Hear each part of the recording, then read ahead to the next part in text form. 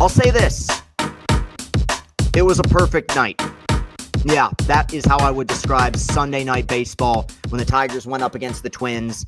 National television on what is really the last night or last year of Sunday Night Baseball. Tigers playing their first Sunday night game at home in 8 years, and it was a remarkable experience, remarkable to be there in attendance at Comerica Park, which was super, super exciting. We are going to talk about that and recap what was a very good week at Tiger Baseball. They go 4-2 on their homestand. They win both series against the A's and the Twins. We're going to discuss that, and we want to talk about a little bit of Pistons news that dropped regarding Malik Beasley and a potential suspension, or at the very least an investigation regarding some illegal gambling activities. We will discuss that, but before we jump into the meat and potatoes of the podcast, I do want to give a few show notes at Castellani 2014 on Twitter. If you're watching us on YouTube, hit that like button, hit that subscribe button. We are available in audio form on Apple Podcasts. We are available in audio form on Spotify. And guess what? CastellaniContent.com is getting updated every single day. It is a beautiful site. Beautiful, beautiful site. The best site. Nobody makes sites like I do, okay? Getting updated every day with the content that Austin and I create. I really love having that, because if you want to find a Tiger video from this year, you can find it. If you want to find a Michigan basketball video or an episode of one of the pods, you can find it right there. It's all perfectly, neatly organized and well put together. So I appreciate all of you continuing to support. Let's jump into it, talking about the Tigers. Like I said, they go 4-2 this week. A really, really solid week for a team that I'm not going to say had been trending downwards by any means, but for a minute there, they were at that point where they were essentially just treading water. And treading water is not always a bad thing, okay? Treading water is a million times better than being underwater, and that is something that all four of the other teams in the division, the three who we consider to be like competition for the Tigers, which are the Royals, Guardians, and Twins, they've all been underwater for like 2 months, okay? That really does matter. It does matter what the other teams in your division do. As of the time of this recording, the Tigers have an 11 and a half game lead in this division. And look, I don't like putting the cart before the horse. I think it's bad karma.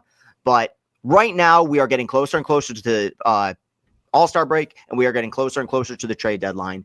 And when you look at the teams in this division, at least the ones who view themselves as competition for Detroit, there's a few of them, Minnesota namely, and I think even Kansas City, that are on the verge of punting this season, really, and being sellers at the deadline. Cleveland, I do think it's a little bit different. They are only, I think, 3.5 back, 3 back of that final wild card spot, and they do have a series coming up at home against Detroit. I think that's more of a TBD, but this thing is opening up for Detroit to win and run away with this division. They still got to play solid baseball, but they've earned this through the first half, actually more than the first half now. We're 85 games into the season with how they've played. 4-2 against, I was going to say Oakland, and I might have even said Oakland earlier, but the Athletics and the Twins. Athletics are a weird team, man. And I tweeted this out a few weeks ago, and I think that this is it was kind of a jokey thing, but I think it's kind of accurate, which is, if the Athletics didn't stink, they'd actually be kind of a fun team, which is like they don't have any pitching, and that park has been a nightmare for those pitchers. I mean, Severino is basically forcing his way into a trade because of how bad he's been at home. But they have some hitters. I mean, they gave Skubal trouble. Two-run home runs in the first 2 innings of that game. They were down early, and it was just another prime example. We saw this all week, but especially in the Athletic series, of the biggest difference between this team and teams that we've seen in the past, which is, I mean, I can't stress this enough, guys, and it was painful. It was painful when this team would be down 2-1 in the 4th inning and be like, this thing's over. We're not getting a runner to second, let alone scoring a run. And, that was a game where you had Skubal on the mound, not with his best stuff. Now, he did have his best stuff 5 days later against Minnesota, and we'll talk about that. But I think that this offense's ability to bounce back in those moments where somebody on the starting staff or maybe even somebody in the bullpen doesn't have it has been the difference between the good team that we thought this could be and the great team that they've turned out to be. It's been the way that they've gotten production from guys who, I mean, let's be real. Nobody expected this from McKinstry. Nobody expected this from Javi. Nobody expected this from Dylan Dingler. The fact that all of these guys have come around, one, I just view it as a huge Scott Harris W. I think that it's very clear he saw something in this team and in these players that we didn't during this offseason. And I understand our skepticism because we had a guy in a previous regime who felt the same way, who felt that there was something, he had the veil over our eyes and said, don't worry about it. Don't worry about it. I am the all-seeing, all-knowing. We are going to win and we are going to produce with Dawel Lugo and Sergio Alcantara, and look how that went. Like or what was it? Victor Alcantara, Sergio King, or whatever. These are they're all Dawel Lugo variants as far as I'm concerned. And now you have guys who are actual homegrown talents and guys who know how to develop those homegrown talents. And you see the offense really flourish. And then you turn it over to a series against Minnesota. And what I said before that series was, given the way that Minnesota's going, and they had a bizarre, random 13-game win streak in the middle of the season. Besides that, they've been legitimately horrible. It's weird to say that because you go 2 weeks without losing, you think, hey, that's got to be a pretty good team. But, in between that stretch, they've been really rough. And I said coming into that series that you essentially have the opportunity to kind of bury the Twins in regards to how they look at this season, because the Twins are just not in good shape. Where you look at a team like the Guardians who's struggling, but you feel like the culture's there and the system's there. They didn't have a great offseason, but they'll find a way to kind of keep the geese pumping, so to speak, over the next several years. They have typically a pretty good front office there in Cleveland. I don't feel the same way about Minnesota. Minnesota now 4 games under 500, 12.5 back. They're 3-7 in their last 10 games. But even beyond that, I really think this is something that goes back 2 seasons when you want to look at why the Minnesota Twins have struggled the way they have. And I don't mean to make this a Twins podcast, but I do find it interesting breaking down the dynamics of the other teams in this division compared to where Detroit's at, because the way that I'm talking about the Twins right now is the way that we talked about the Tigers for a long time, which is there's talent there. But, 2 years ago, they had their most successful season in years, right? Only 87 regular season wins, but you win a playoff series. You even win a game in the ALDS against the Houston Astros, and you come back the next season thinking to yourselves, hey, we should have a pretty darn good team, and they did nothing. In fact, they cut payroll each of the last 2 seasons. They haven't been particularly active. You've seen guys like Correa take steps back, and of course, it's a team with some high-profile players that are prone to injury. Pablo Lopez on the IL. Correa is always banged up. Now, Buxton has been having his best offensive season. I think even he had a stint on the injured list that set them back. And so I came into the series saying, hey, look, if you sweep them, it kind of puts the Twins dead for the remainder of the year. You didn't, but you won 2 out of 3, and you did it in pretty convincing fashion. You lost the first game. It was Sawyer Gibson long in the mound, and then you turned it over to Herter, who was a mess. And even in that game, in the 8th inning, they had kind of a rally to come back. But it has been arguably this team's best feature this year, which is they bounce back so well from rough games and rough stretches. You're going to lose games in baseball. You're going to lose back-to-back games, sometimes even 3 games in a row in this sport. But over the last month, we have seen stretches where the Phillies have lost 4 or 5 in a row. We've seen, I swear the Mets haven't won in like 2 weeks, legitimately. I mean, I think they've lost like 7 out of 8, just got swept by the Pirates, got massacred at PNC Park. The Yankees, I think, recently lost 6 in a row. The fact that the Tigers have not had a losing streak like that, now obviously, knock on wood, that it stays that way. I really do believe, and I talked about this with Evan Petzold on his Days of Roar podcast, I really think that's a reflection of their manager. I think that the short memory that the players in this organization, just the organization as a whole has, they really do believe in that. Regardless of how ugly or how hard fought one particular loss was, the next day is a new chapter. And it's a new opportunity to tell a different story with a much better ending. And more often than not, it ends with them being successful. You have a great game on Sunday or on Saturday where you club 4 home runs. And I do want to talk about Mize here for a second, because we've focused so much on the offense and the resurgence of guys like Torkelson and Javi Baez, but when we looked at spring training, and what we were intrigued by in spring training more than anything was the fact that the Tigers' number 1 overall picks looked like the guys that they took 1-1. Torque was mashing the ball in spring, and Mize was pitching really well. And when you look at the way these 2 guys have performed, look, Torque's having the best year of his career right now. He's driven in a lot of runs. I will continue to have my qualms about him, especially relative to expectations. I feel like we've had so much focus on Torque and some of these resurgent guys in the offense that we haven't really talked about how good Casey Mize has been. And I understand, I think Mize's peripherals will always indicate something of a downward trend or downward trajectory, just because he doesn't have the highest strikeout rate. He's had a pretty solid strand rate this year at leaving base runners on, but he's pitched this year. He's pitched very, very well. He's 8-2, guys, with a sub-3 ERA. If not for the few bad starts that he had after coming off the IL, we could be talking about him potentially being a guy who takes a spot in the All-Star game. And he had a really solid start on Saturday against Minnesota, and he's done that a few times this year. where the Tigers have maybe not been in the best place, but he comes out and gives them really good innings. And while obviously Skubal's the showstopper, he's been our number 2 pitcher because Reese has been out for more than half the season at this point, right? Or close to it. Jack has been wildly inconsistent, was better in his last outing, but is still having trouble commanding the ball. And then you have Mize, who has filled in and been that solid second starter behind Tarik Skubal. I really think we're kind of overlooking that. This is the best year of his career by far. Already has 8 wins. That's a career high for Casey Mize. And a lot of that has to do with the fact that we had limited innings for a while and we had the injuries, but this has been a massive step forward in the right direction for him. It allowed the Tigers to even the series on Saturday. And then on Sunday was the big showstopper, bright lights, big city. And that was the Tigers playing on Sunday Night Baseball against the Twins. And a game where you couldn't have asked for anything better. Quite frankly, you had an offense that saw the ball well. Kerry Carpenter, who started to get it back in this homestand. Hopefully that hamstring can stay intact. Riley Green, who I haven't even brought up yet this episode, who continues to just massacre the ball. And Riley Green, the pace he's on right now. And one thing, he's been healthy this year. Again, I feel like I'm putting speaking a lot of things into existence I don't want to speak, but he's been great this season. He's on pace for a gaudy offensive season. I mean, we're talking 30-plus home runs, 120-plus RBIs.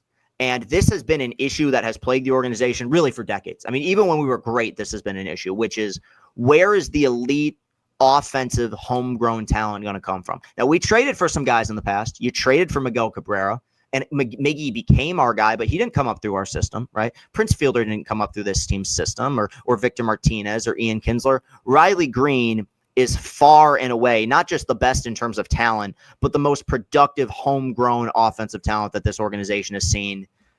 I might be missing one, but probably since the 80s in the era of Gibson and Tram and Whitaker. I mean, Green has just been that good. If you remove that one really brutal stretch that he had in late April, early May, he's been one of the most productive offensive players in baseball. He has become the fear bat that this offense has needed. And while guys like Glaber have obviously stepped up, he's going to start the All-Star game this year as well as he should at second base. That thump, they have found it. And you give Tork credit for that as well. I mean, the one thing about Torkelson this year that has been great is that in high leverage situations, he has had big hits. He has hit for power. He has driven in runs. I think Green, as a pure hitter, is head and shoulders above where Tork will probably ever be. But both those guys have found it. And this is in so many ways kind of a best case scenario for what we hoped this organization would be several years back, which is if these guys develop, that's your 3 and 4, your 2 and 3 in the middle of your lineup every day for the next decade, potentially. And they have found that this season, especially from Green. Green, over the last month or so, has been hitting everything. He's been hitting righties. He's been hitting lefties. He's been hitting on the road.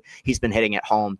It really has been fun to watch. But the main story, obviously, on Sunday was, and I feel like I say this every other start at this point, but a career-defining, arguably career best outing by Tarik Skubal. I mean, it was right up there with the complete game Maddox that he threw against Cleveland. I guess if that was 1A, this is a solid 1B. 7 innings, 1 run.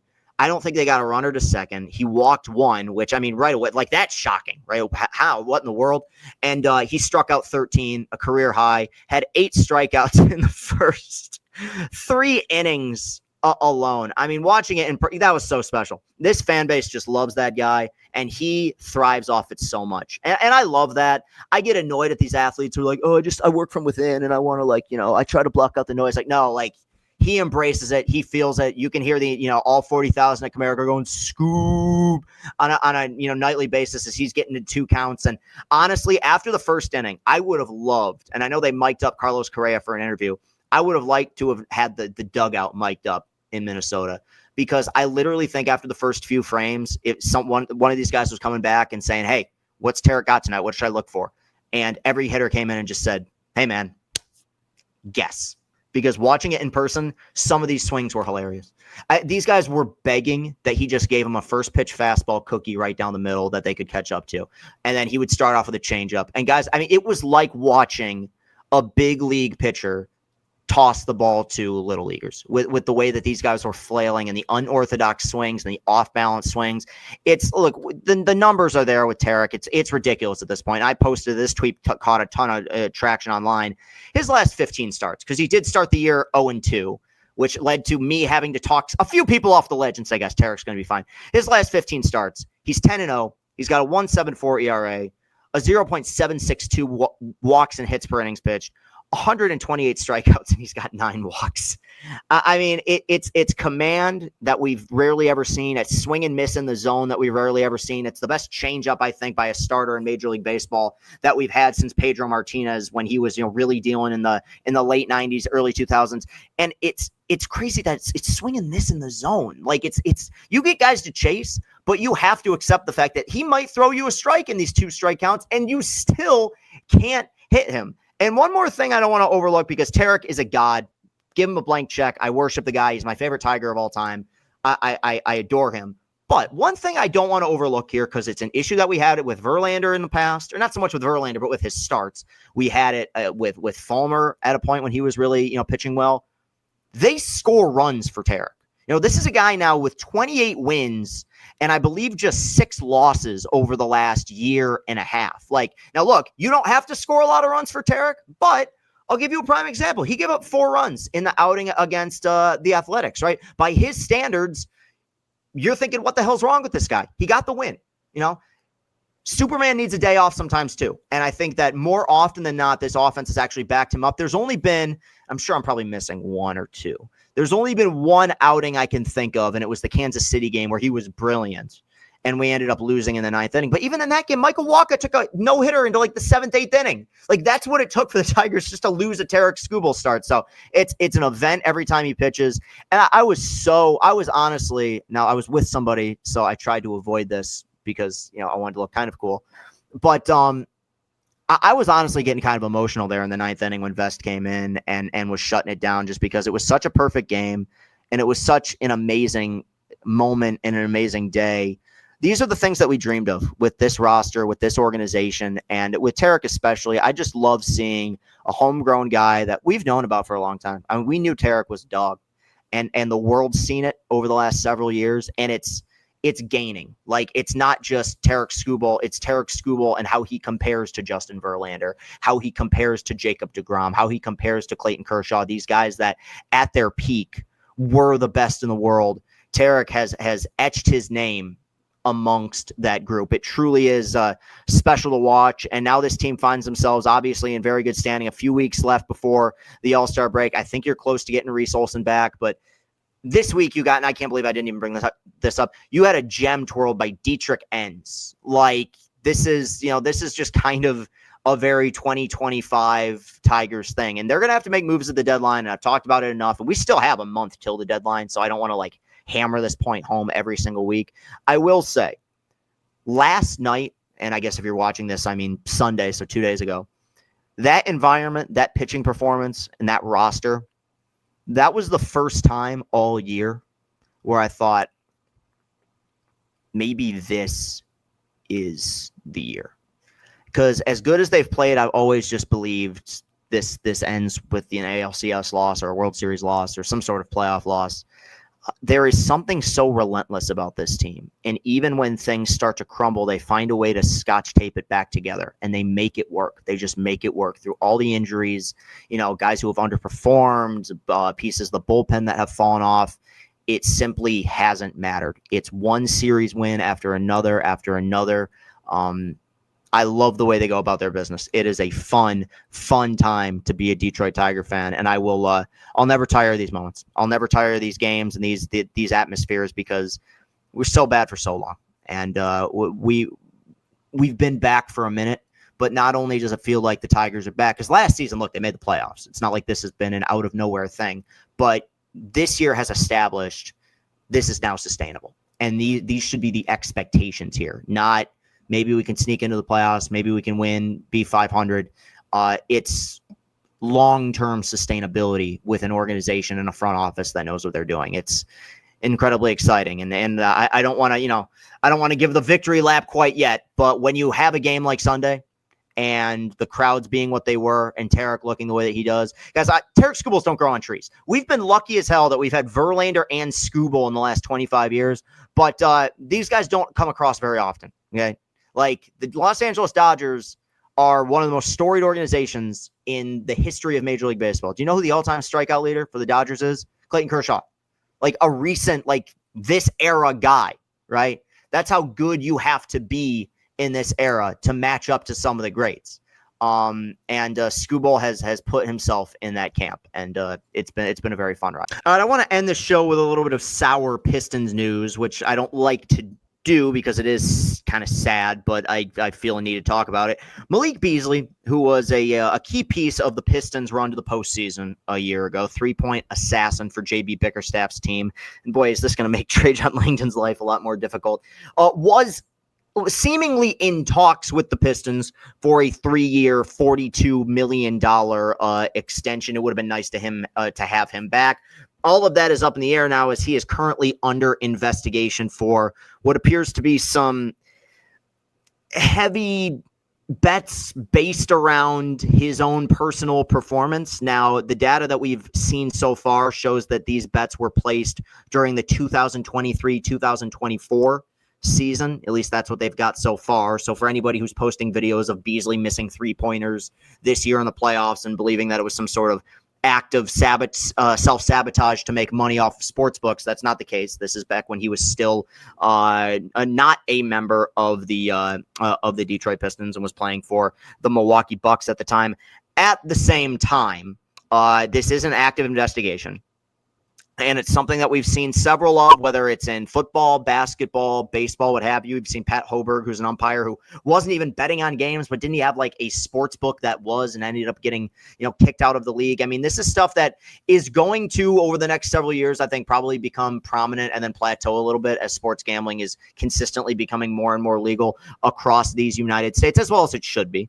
But at the same time, it puts things on pause. And I think when you take a bigger step back, one, you're potentially without or holding off on signing a guy who was a key piece for you. But Trajan Langdon was very open in his postseason press conference about the fact that the Pistons' goal is to try to build from within. And I've said this on the show before, but I think that the goals of the Detroit Tigers are very similar to the goals of the Detroit Pistons, which is we will get out of this with our good, young, homegrown talent. The Tigers have done that.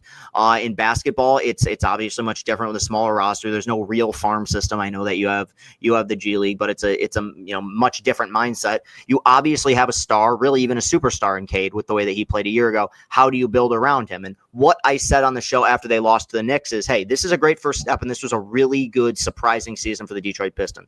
I also thought that they got a lot of production out of guys that they probably didn't expect to get the kind of production that they got. Like, I don't think they expected that from Beasley and Hardaway and Schroeder when they got him, like all these guys to have really good seasons. If they can find a way to retain those guys or find guys who can be every bit as productive, then this could be something that's sustainable in the future. It looked as if Beasley and Detroit was a perfect match for each other. Now that's all up in the air. And it is an investigation. I'm not going to bury Malik Beasley for any means. We've seen people who've been investigated for this stuff, and it turned out kind of to be nothing. But it's obviously a serious charge, and it does, because of how long it will presumably take, adjust the way that Trajan Langdon is going to have to look at this offseason. I mean, it might just reach a point where it's like, hey, look, we wanted you back, but we don't feel comfortable bringing you in if you're under an investigation, and we don't feel good enough about waiting around for you. So I do think that it puts the Pistons in kind of a tough spot, especially because, man, I feel bad for Troy Weaver fucked up everything, man. Just because for this team to be as bad as they were for so long and to be so lacking in draft capital the way that they have been. I mean, the NBA draft was last week, and Pistons didn't pick until the 37th pick, and they took the kid from Tennessee who might end up being a fine player. But I think that Langdon saw that a year ago and became cognizant of the fact that we can't get this all back in one or two drafts, and he made some really solid moves to accelerate this process. But it does sort of put you behind the eight ball when, okay, what happens when those guys become free agents again? Or in this kind of unfortunate circumstance, it's not funny, but what happens when one of them is under inactive investigation? I think up to this point, this has probably been something of a headache of an offseason. But one thing that I just want to point to, and this is more of a broader question, and it doesn't relate so much to this current NBA offseason, because there's nobody in this current NBA free agent class, outside Giannis isn't coming to Detroit. outside of like the obvious ones where I'm like, wow, I want him here. But one thing I find interesting is that big time free agents do not come to play for the Detroit Pistons. And when they were bad, like, duh, of course they didn't. Why would they? But I'm talking in the heyday. I'm talking like 03 to 08, 6 straight Eastern Conference Finals, 2 appearances in the NBA Finals, 1 NBA championship. They never got big free agents to sign here. Now, they extended some guys, right? And they maintained their talent. But you would think that an organization that is in the place that they're at right now, which appears to be on the come up, and also an organization that has a very storied history. We're talking about a 3-time, world championship organization, the Bad Boys, the Going to Work Pistons. I mean, they're a staple of the NBA. They just don't get big-time free agents here. I think Langdon did a wonderful job last year of not getting big-time free agents, but getting enough good free agents to make things work. And it ultimately led to a successful season, their best season since 2008 easily. But it does leave things, more up in the air than I felt about the Tigers coming into the year, because obviously you didn't know what version of the Tigers we were going to get, but you did know that they had a lot of good young talent. There is talent in Detroit. Is there a lot of it after Cade? We're going to find out this year. And odds, no pun intended, that that was a stretch, that core will not include Malik Beasley at this point, but we'll see. That will do it for today's show. You can follow me on Twitter at Castellani2014. You can find us on YouTube. Hit that like button, hit that subscribe button. Audio form on Apple Podcasts, audio form on Spotify. CastellaniContent.com is getting updated every day with the content that Austin and I create. And this most recent weekend, especially Sunday, was it was a really cool day, and it was really fun to be down there at the park. And I'm never gonna shy away from wearing my emotions on my sleeve and just telling you guys, like, I can't tell you how much we appreciate this and how much fun I'm having with this team and this run. This fan base is just so cool. And I feel so fortunate that we have so many games left and hopefully a postseason and hopefully many more years of Detroit Tigers success. But I take mental snapshots of games like Sunday and days like Sunday, because you're with the people that you should be around. You're not trying to fit in somewhere you're not. When I come back from Comerica, I often tell people I got to go home, but the fact is I'm not really going home, because home is where my team is at. Home is Comerica. Home is with these fans, and that's no disrespect meant to the place where I'm living. I love it, but I know where I'm happiest, and I know where I feel the most at ease. And y'all are a huge reason for that. So we will be back. Christian Harloff will be on Chris and Company this weekend. If you haven't seen the name, you've probably seen him on YouTube. Lots of movie talk about this current slate of summer movies. Going to ask about Superman. Going to ask about Marvel, Star Wars, all that nerdy stuff that I love. So keep an eye out for that. It was a good episode. That will be out on Wednesday. So appreciate y'all very much for all your continued support. And, of course, Austin, who continues to do a wonderful job. Have a great rest of your day. Peace and happiness.